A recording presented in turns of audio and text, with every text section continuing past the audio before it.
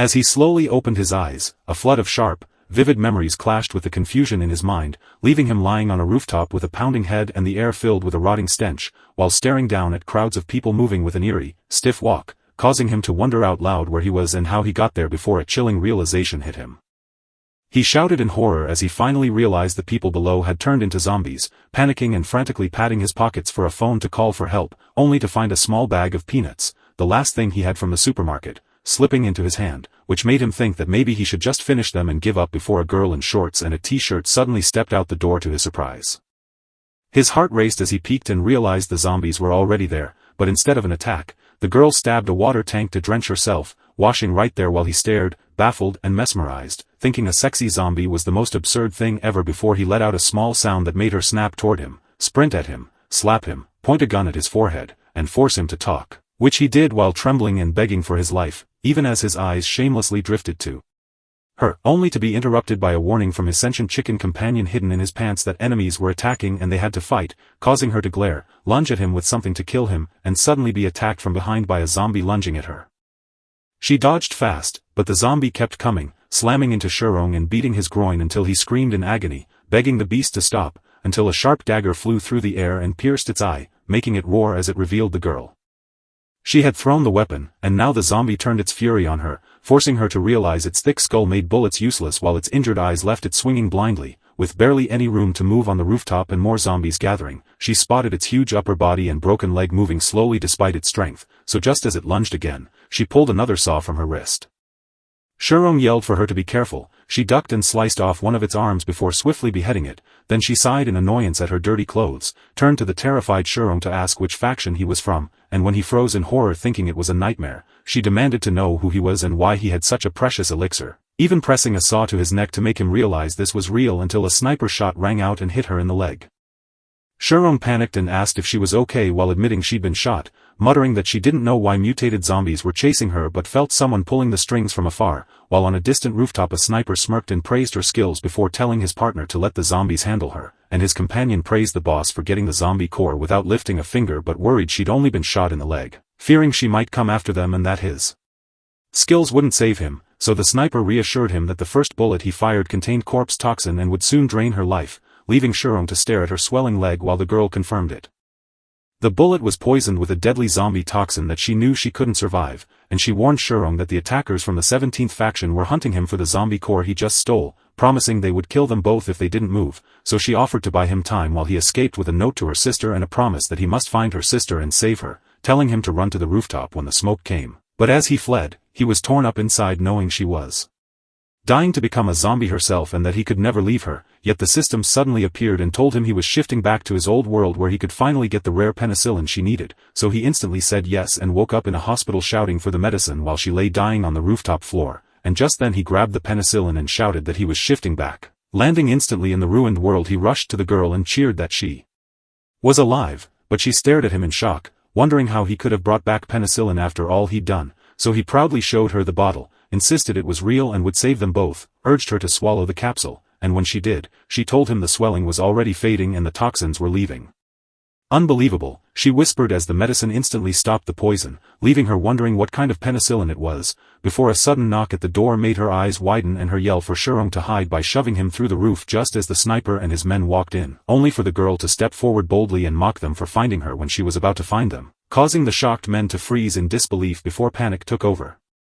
They spun around and sprinted away, while downstairs Shurong, still lying on the bed, relaxed as he picked up a nearby diary, scoffed at the strange idea of an adult keeping one, and then read an entry from July 21st about a perfect sunny day where he admired the curly-haired lady across the street doing her laundry. A new manager sat across from him, sparking a strange obsession that made him consider quitting his curly-haired coworker for her, all while rumors of a deadly virus outbreak spread nearby. He felt safe until the manager suddenly got infected and attacked him, forcing the whole company into quarantine and leaving him trapped in his room. On July 24th, the R virus had swallowed most of the city, leaving the last shared food gone and the writer's calls for help unanswered, forcing him to race against hunger before he died, and by July 25th, time had moved on. When he couldn't go on any longer, he smashed the lock to get out and start looking for food. At the supermarket, the pharmacy, and everywhere, people were tearing each other apart for supplies while nobody cared about anyone else on this terrible August 3rd. On this rainy day, the TV signal died after the anchor 2 days earlier had warned that rescue might never come, mocked his dramatic words about humanity's unbreakable spirit, and marked the date as August 17th. With all the food gone, the only way out of the room was to get swarmed and bitten to death by the infected, and he wondered how much that would hurt while surviving on tap water alone and missing his daily visits to manager Buzz Big, until suddenly he heard screaming. A woman screamed at someone to stop coming near and asked what they wanted, but when he realized it was the curly-haired lady across the street, he panicked because her shouting would only draw zombies. Then he saw her husband outside stabbing and then eating her, which made the writer vomit from the horror of 4 days without food while he starved. Just as he thought he was about to die, a knock at the door brought a visitor with food and a mysterious cure that worked when everything else had failed, making him realize that grabbing that medicine was the only thing that saved his life. On August 21st, he saw someone on a balcony devouring a dead zombie, and he couldn't believe anyone could stomach it, wondering if it was even food. It turned out to be a zombie core, and on August 30th, he was robbed of all his stored penicillin, leaving him cursing the monsters since that medicine was his only hope for survival. By September 1st, he left his prison-like room because he refused to starve like a fool even though the outside was crawling with infected, and as long as he had strength, he hoped to find food before ending up like the guy who died the other day. So he held a knife and wrote, "Bring it on. Today it's either you eat me or I eat you," while Sharon closed the diary and wondered if he had ever returned or if he had died out there. He set the diary aside, realizing that while it explained how infected people turned into flesh-eating zombies and how cities had collapsed, a much more important discovery had just landed in his pocket: penicillin, a medicine worth more than gold in this deadly world. Eating them gave instant energy, and there were 3 grades of evolution potions, while zombie cores could be linked alone or in groups of 1, 3, or 9 to unlock their power, making them the main currency for trade in this ruined world. The new mutated RV virus could quickly resist modern antibiotics, leaving high-tech options useless while penicillin remained effective, even though it had become incredibly rare and valuable because the microbes needed to make it had changed. After the world collapsed, survivors formed small tribe-like groups that joined larger regional organizations, and here in Xi and Shu, they were part of 3 local groups, the 17th, Earth Construction, and Flambeers. The attackers were from the violent 17th faction, who were ruthless killers that burned, looted, ate people, and wanted resources and women, all tied to a bigger group in Yuzhou. Shurong finally understood, heard that the area was full of zombies, and since he was a she told him to rest while she kept watch, and though Shurong couldn't imagine such a calm face on a formidable survivor, he used his system to teleport back to the 21st century, only to wake up feeling crushed by pressure until a girl told him to be gentle, revealing she was his landlord who had paid his hospital bills after he was knocked out by a crazy man jumping from a building, and after she left to buy groceries. He checked his system's simple menu before returning to find her exhausted and carrying heavy items, which made him realize she felt for him even though he was poor and couldn't respond, until her uncle burst in to force her to dinner with her father and then mocked Shurong for clinging to her despite their huge difference. Before the story shifted back to the apocalypse where Yun woke Shurong at dawn and led him through an alley to a hidden stone wall door that opened to their secret base. No one would ever guess that a hidden space existed there, so she urged him to hurry until they finally reached her sister, who exclaimed, "Rue, look, I brought back the penicillin," only to find that her sister was also infected. Yun told her to take the medicine and promised she'd feel better, while Shurong wondered if the girl was truly her sister and what had happened, so Yun explained that her sister had been scratched by a zombie after Yun herself had gone out the day before to hunt mutant zombies for their healing cores, only to get ambushed by the 17th faction, which made her sister worry if Yun was hurt during the attack. Yun told her worried sister she was safe because a kind friend gave her life-saving medicine, and after Shurong dismissed their thanks by calling their survival a true miracle, he was so hungry from all day he threw up the moment he tasted the food Yun had collected from the sewers, but when she insisted it wasn't that bad, he showed them a sweet candy from his pocket to try instead. She jumped at first, but then her eyes grew wide with wonder as she gasped at the rich, milky scent and sweet taste, so Shurong asked if she was okay, and when she admitted he'd fed her a creamy white rabbit candy, she happily shouted, "Yummy," and eagerly asked for more. As his hand came close, she clamped down on his fingers along with the candy, and even though Shurong yelled that his hand was still in her mouth, she didn't stop and kept biting every piece of candy off his fingers. Then she asked for more, and Shurong gave her several to pass to her sister, who tried one and was amazed, asking what it was, so Yun explained it was a delicious white rabbit cream candy Shurong had made for her. Her sister was so thankful to still be alive. Yun told her to eat slowly because there was still plenty left, and watching the two sisters enjoy their food so happily moved Shurong deeply, making him think of how hard their lives had been. He pulled out even more food from the future, telling them to take it all since it was theirs for the taking, which made Yun realize one snack was something she'd only read about in books before Shurong confirmed that every single item was theirs to eat and that he still had plenty more, so she handed him a bag of zombie cores she'd collected, which burned the mark on his hand whenever they got close. And even though he was shocked to accept such a valuable gift, Yun reminded him that the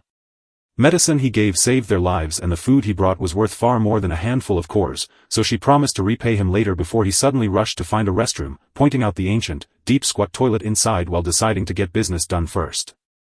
While sitting, he decided to test a zombie core since no one was around, and as he absorbed its glowing energy, a new ability unlocked that doubled his dimensional shifting power, pushing his total to 9 after swallowing 23 cores. He felt happy with his 9 items but froze when he found only 2 zombie cores left, so he stared at the toilet in horror and guessed the truth before Shurong walked out looking ghostly pale and tried to explain away his shock as just a stomach ache.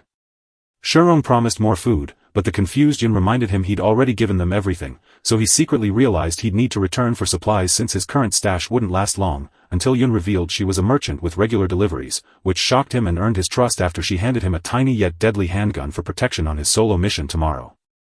He said no, promised he'd be okay, told her to wait for him, and then closed the door. Just then, Rua woke up and called for Yun, who asked if she could walk.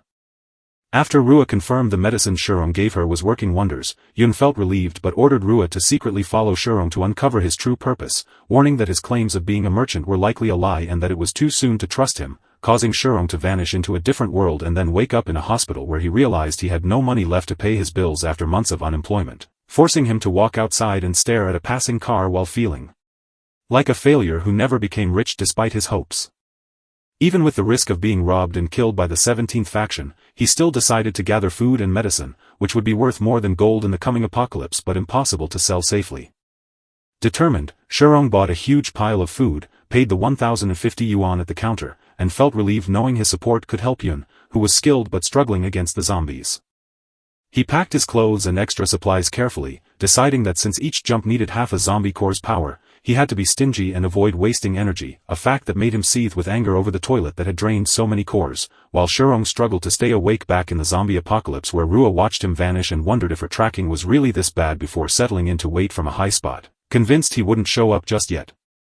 Just then, Shurong burst back and piled high with packages, muttering that they had to haul everything away before anyone guessed what was happening, but suddenly he spotted the impossible sight of a zombie horde where the area was supposed to be sealed, screaming for Yunu to save him as he tried to shift just as a zombie lunged from behind and knocked his scattered goods to the ground.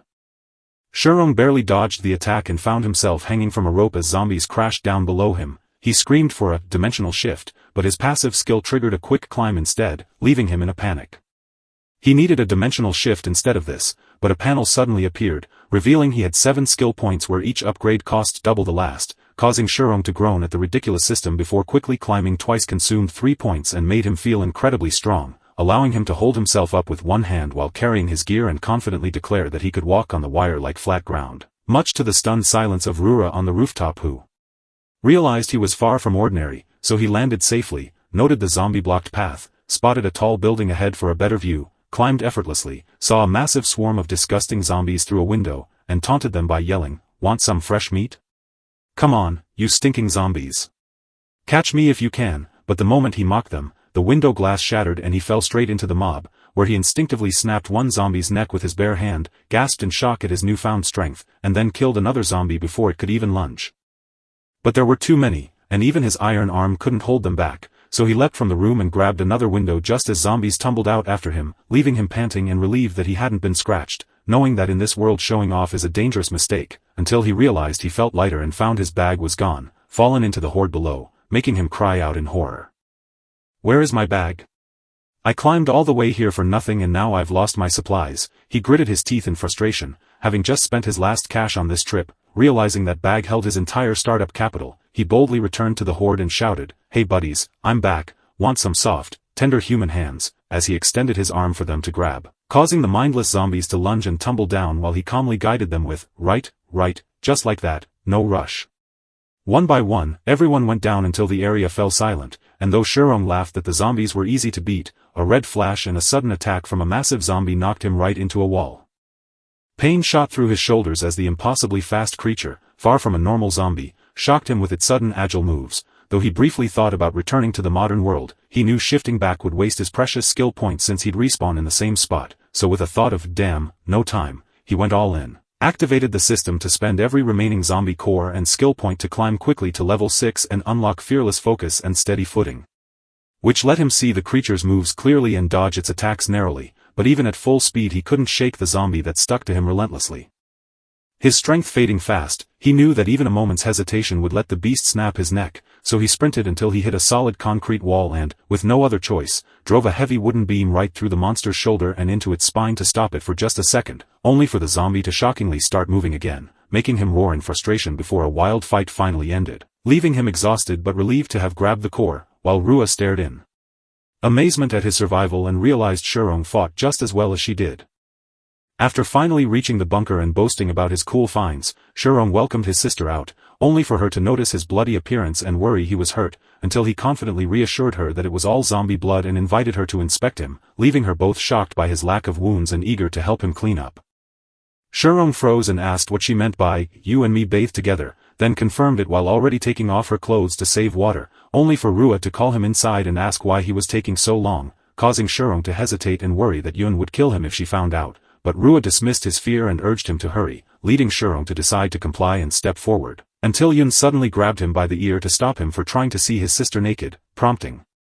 Shurong to panic, deny it, and claim his terrible childhood visions and extreme nearsightedness would make him unable to recognize anyone even standing right in front of him, so he quickly changed the subject by stepping out to show off the supplies he bought, including fruit-like bananas that surprised Yun. Shurong handed her the banana, told her not to be shy, then playfully shoved it into her mouth. After she licked it once and took a bite, declaring it sweet and delicious, she glanced at his face and asked what was wrong, to which he quietly replied that he just needed to savor the moment a little longer.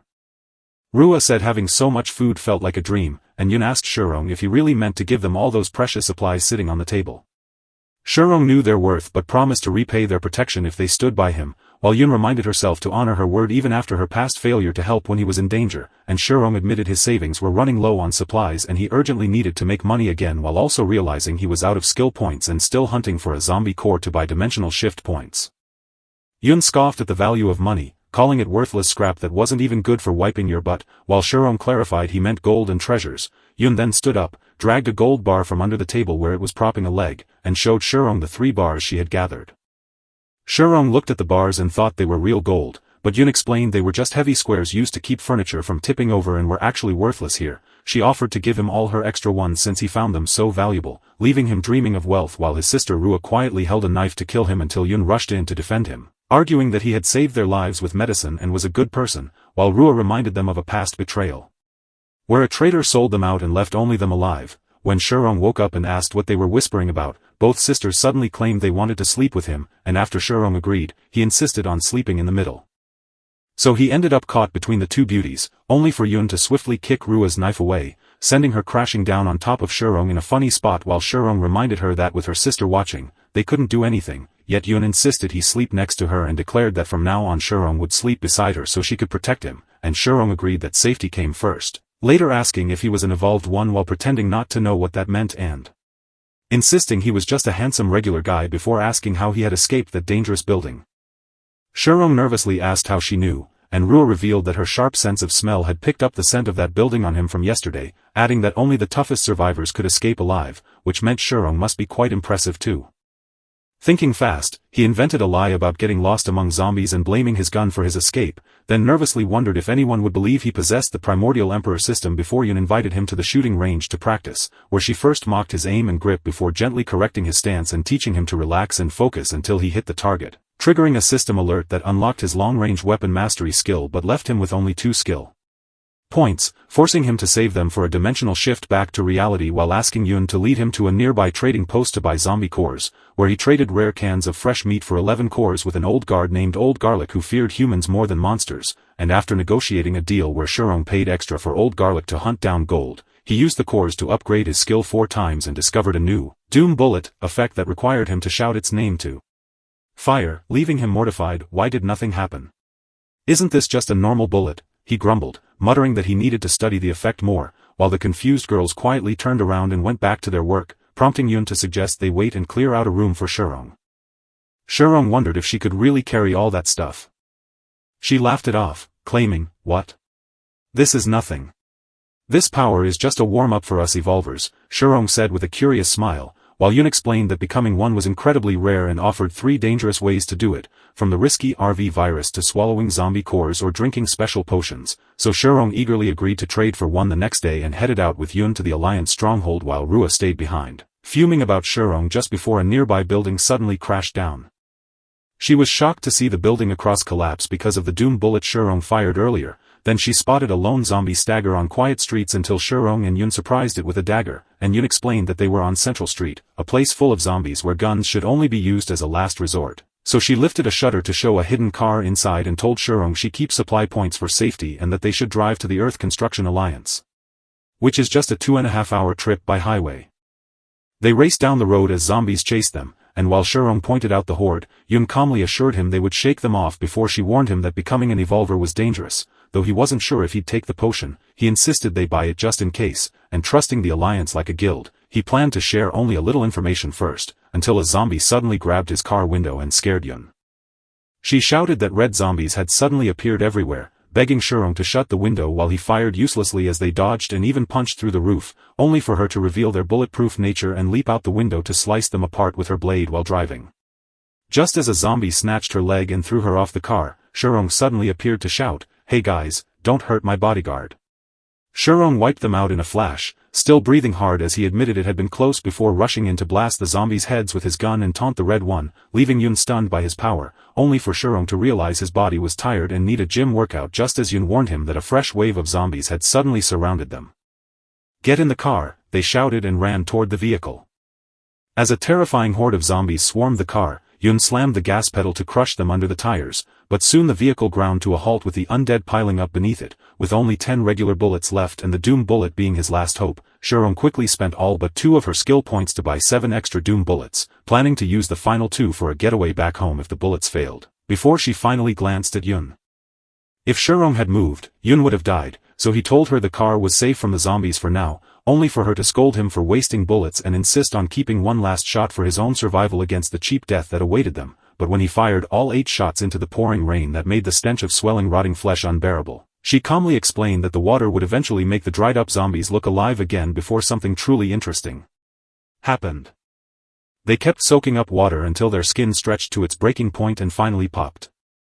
They wouldn't die, they'd just become even more grotesque, so Yun cut off her own explanation from the stench before pointing outside to show Shirangi that the zombies had turned back into human forms, including one swollen zombie that looked roughly his age, making Shirangi wonder if that was what she looked like when she was alive, leading Yun to admit that if the world hadn't ended she would have been a pastry chef, a job Shirangi said suited her perfectly while he secretly decided he couldn't leave her behind and hoped to rest before using his climbing skill to force a way through the horde, but suddenly a flash of lightning struck the dry land and a thunderous blast killed every zombie at once, causing them to collapse and fill the ground with bodies that Shirangi shouted were dead from the lightning, forcing Yun to suggest they clear the path so they could drive through, and once they reached the shelter, a soldier woke the gatekeeper inside to announce their arrival. Where the Yun quickly objected, "Wait, we haven't even traded yet, why did you open it?" But Shirong stepped in to reassure the gatekeeper, "It's fine, go ahead and try it, just taste it and you'll see."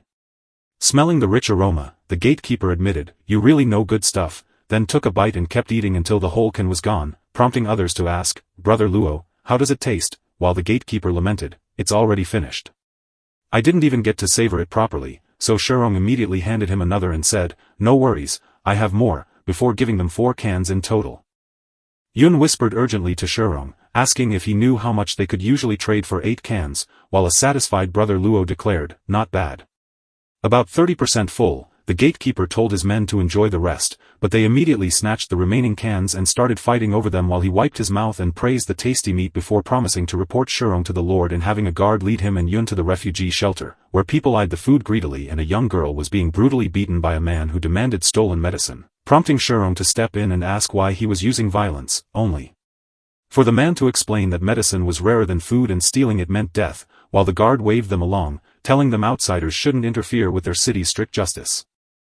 A gruff guard shouted at the girl named Shirong to follow him to the justice office, only to explain that the city lord was too busy to see them today and sent them upstairs to rest for another day. The next morning, a worried old grandmother wandered the streets asking everyone if they'd seen her granddaughter, who hadn't come home after stealing medicine to help her. when a rude man insulted her, Yuan whispered that the missing girl must be the one Shurong had seen, and after the guard confirmed someone would find the girl, Yuan gently told the heartbroken old lady that Shurong had been taken there for stealing and suggested she go to ask. As the old lady begged to be arrested instead, the guard rushed her toward the palace where the city lord, a lazy overweight man lounging between two women, announced that the merchant had arrived. The girl Yun asked if the lord was truly named Chuang, and after Chuang stated his simple rule of only trading with people anyone who gives it a try falls in love with it, my lord, so you must try some, he said while signaling for the guard to bring over the packets and offering them with a polite smile, but the city lord immediately popped open a can, drained it in one long gulp, and then greedily snatched up the rest to devour them all. This tastes amazing, 1,000,000 times better than the beast meat I'm used to, Shurong beamed, eyes wide with hunger. How many more do you have? I want them all, and I'll trade anything to get them. Fantastic, lord. You truly know quality. The city lord asked what he wanted in return, and Shurong plainly said, zombie cores, evolution potions, and some gold, which confused Chuang. The guard told Chuang what the gold was, and Chuang just laughed. He sneered, that worthless thing. Sure, we can trade, we have plenty of gold, and ordered the guards to take Shurong downstairs to tally the supplies and grant whatever he asked, but just then Shurong interrupted to say he had another request. The girl arrested for stealing medicine yesterday should be released in exchange for triple compensation for her stolen goods. Chuang asked if it was true, the guard nodded and said Chief Justice Qi had already caught the thief, and the city lord just shrugged. With Shurong accepting triple payment, the city lost nothing, and he promised to escort her to the justice office after the raid to set her free, which she gratefully accepted, closing the deal. The guard passed over Shurong's massive haul, 10 kilograms of gold, 100 zombie cores, and 2 evolution potions, and Shurong already figured out that the zombie cores meant he could upgrade his skills endlessly, while the gold was his ticket to returning home and making a fortune. The guard reminded him to keep the city lord's release order safe, the only thing needed to claim the girl, so Shurong nodded and asked if she was waiting at the main gate before they arrived at the justice office to find a huge crowd gathered outside. When Shurong asked why so many people were standing there, a guard shoved them back, shouting for them to move along and threatening to double their work shifts if they didn't, causing the crowd to scatter in fear before another man stepped forward to tell the guard to let the people watch the consequences of stealing from the city. This man told the crowd that they only survived because of the city lord's protection and that everything in the city belonged to him. He growled in anger, "Are you kidding me? That lowlife thinks a human life is cheap, but she only stole medicine to save her family." Chief Justice Qi walked up, spotted Shurong, realized he was the new merchant, and then suddenly grabbed his wrist and twisted it with vicious force. A loud snap echoed as Shurong's bone broke, but Chief Justice Qi forgave him this time since he was a stranger from another city, and the guard rushed in to explain that Shurong was a new merchant and begged for his pardon, after which the Chief Justice asked if Xia had come along with him for the trade. Shurong gulped and asked what had happened, and Chief Justice Kichi explained that Xiao had been caught trying to break into the prison, looking furious about the earlier girl's death, with the city guard urgently reminding him not to kill her because the city lord loved eating them alive, just as Shuang instantly used his system to spend all his zombie cores and upgrade his skills. Reaching level 7 unlocked a new upgrade that cost 128 skill points, and since his hand was broken, he used those points to heal it instantly, sparking rumors in the crowd that he was strong enough to capture Xiao alone or even take down Chief Justice Qi, but knowing a lethal shot might hurt innocent bystanders, Shuang decided to use his boosted speed to snatch Xiao and escape before the situation got out of hand. He burst out of the guard's grip, zoomed right past Chief Justice Qi, and raced up the building in seconds while shouting, "I'm making a grand escape." Noticing his super speed was working better than ever, he heard Xiao yell from below that she was fine and ordered him to get out first. After running far enough, Shuang stopped and gasped, "I'm totally exhausted. At this distance, they can't catch us, and that was too close." Xiao apologized for dragging him into the mess, but Zhuang insisted she was innocent and that he was the one at fault for not acting sooner. Xiao admitted she hadn't expected them to move so fast and blamed her own weakness for not holding the guards off longer. Zhuang then asked if the man they saw earlier was truly Chief Justice Qi, a level 5 evolver, and Xiao explained that while most people took 10 years just to reach level 3, a level 5 was incredibly rare, with legends even saying level 10 warriors could wipe out an entire city in one move. Even in this ruined world, strong figures like him still existed, and he finally realized how foolish he was to think a special system could make him rule everything. Then Chief Justice Qi appeared behind them, shouting a warning from Xiao, only to knee Zhuang hard and beat him down while ignoring Xiao's pleas, snatching Zhuang up by the head to crush it before tossing him aside and choking Xiao until she gasped for air, at which point Zhuang chugged an evolution potion that made his body convulse in agony while he laughed through the pain, drawing mocking laughter from Chief Justice Qi, who compared his struggle to a dying bug's last fight, until Zhuang's eyes turned blood red and old memories of teachers scolding him for fighting and his father calling him a disgrace suddenly flooded his mind. After his manager tells him to quit because he always interferes when the boss asks female staff to drink with customers, Zhuang witnesses a man harassing a woman and bravely steps in, taking a brutal beating but holding onto the attacker's leg even while bleeding until the woman tearfully invites him to stay at her apartment, where their conversation turns from her delicious cooking and a sweet cake he wants to try to a sudden, troubled realization that snaps him back to a dark reality where Chief Justice Qi threatens to cut his tendons and present him as a plaything for the city lord before Zhuang suddenly grabs her hand and leg and stands up. "You're not getting away," he growled, grabbing Qi and battering him until the ground cracked and blood covered his face, proving Xiao right as she gasped that Zhuang had finally evolved. Zhuang brushed blood from his chin and declared he wasn't easy to kill, only for Chief Justice Qi to roar and drive his hand straight through Zhuang's chest, making Xiao scream in horror. Zhuang stared dead into the eyes of the dying Chief Justice Qi and calmly declared that his evolution was a success, a final confirmation even as the elder scoffed that such a small power could never defeat him, only for Zhuang to grit his teeth and unleash a shockwave of energy that left Qi staring in disbelief. This golden body belonged to a level 10 evolver, a fact that left him shocked, while Chief Justice Qi screamed toward the gateway in panic after seeing Zhuang use this rare power, only to get erased by Zhao's blast before the city lord sensed the unnatural force coming from outside. Back at the climbing spot, a woman asked Zhuang if he remembered that scary pressure. While everyone else was shocked by how hard he had fought, Xiao rushed to keep him awake and fix his wound, but when she saw the bleeding wouldn't stop, Zhuang's own body suddenly sealed it, leaving Xiao relieved yet panicked as she begged him to hold on so they could get him to a doctor just as the city lord arrived, wondering why such a powerful fighter was near and fearing he had offended them without meaning to, while elsewhere a metal gate shook violently until Xiao kicked it open from the outside. She spotted Xiao right away and yelled for her to pay for the broken door, but Xiao waved her off and urged her to help save Zhuang while the doctor examined the injuries with a puzzled look, admitting that Zhuang's vital signs were strange and that a large patch of metal covering the wounds had somehow saved her life in a way he'd never seen before. Xiao worried if the unusual symptoms meant Zhuang was in danger, but the doctor refused to promise safety and suggested keeping Zhuang in the hospital for a few days to watch him closely, while over at Group 17, the leader shocked his team by demanding they beat him up just to get revenge for all his past bullying, insisting it was the best way to blow off steam and that he wouldn't hold a grudge.